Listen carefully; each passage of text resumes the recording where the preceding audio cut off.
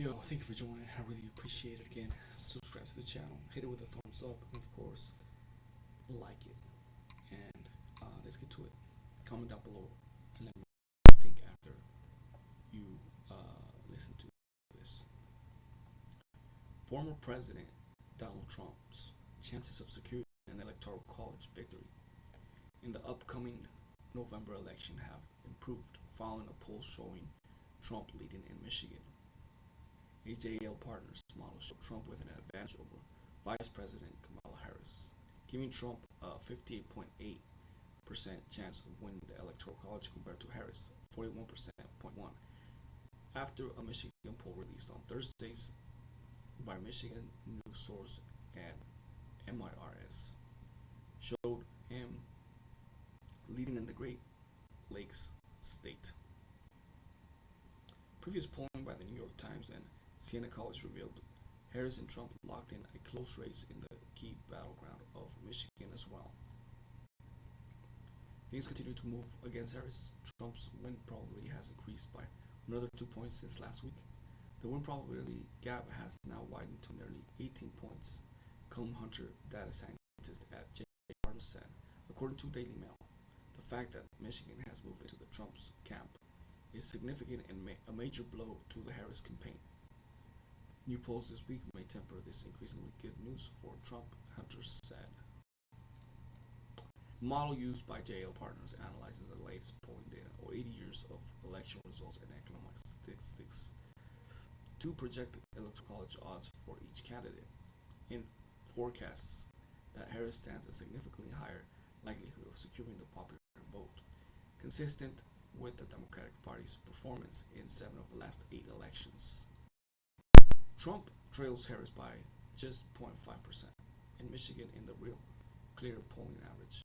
He previously secured Michigan in the 2016 presidential election with 47.5% of the vote, edging out Hillary Clinton 47.3%, but fell to President Joe Biden in 2020, capturing 47.8 against Biden's 50.6.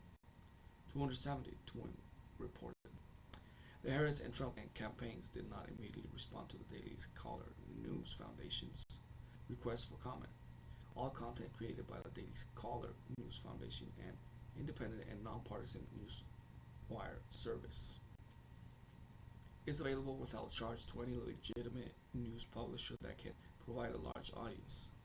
All republished articles must include our logo or reporter's byline and their DCNF affiliation. And with that said, that's part of what I'm talking about. Major League Taylor has doubled down on her debunked claim that the government can control the weather just as millions of Floridians brace for Hurricane Milton.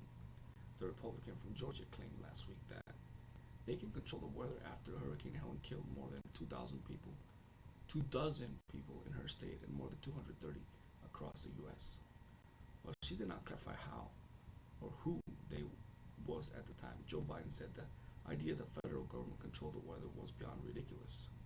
Yes, they can control the weather, she wrote on X last week. It's ridiculous for anyone to lie and say it can't be done.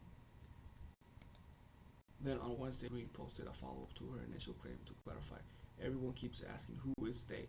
Well, some of them are listed on NOAA as well as most of these weather can be modified. If your home or business or property is damaged or a loved one is killed by their weather modifications, shouldn't you be eligible for compensation? Green wrote. Green also attached screenshots of weather modification project reports from the National Oceanic and Atmospheric Administration website. These projects include cloud seeding that has existed for nearly a century. Through cloud seeding, experts can improve a cloud's ability to produce rain or snow, according to the Desert Research Institute. They can do this by introducing ice nuclei to certain types of clouds using planes or ground-based generators. Conspiracy theorists have pointed to cloud seeding throughout the years as evidence that the government can control major weather events. However, cloud seeding cannot be used to create or modify hurricanes, NOAA explained. Furthermore, there is no weather modification technique that would allow the government to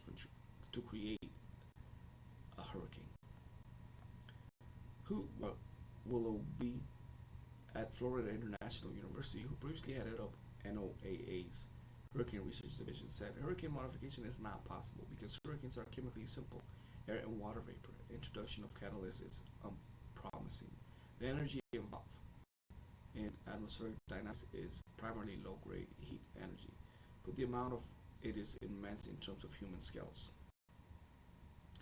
That hasn't stopped weather control becoming another right-wing talking point on social media, often by the same people who deny climate change exists.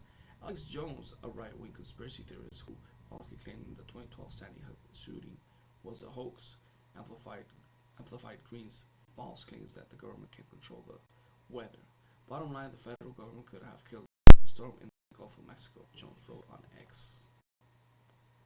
Green also echoed the falsely conspiracy that the government is sending severe weather to Republican-heavy areas, posting a map of the southeastern U.S. that shows political affiliation by county in areas hardest hit by Hurricane Helen.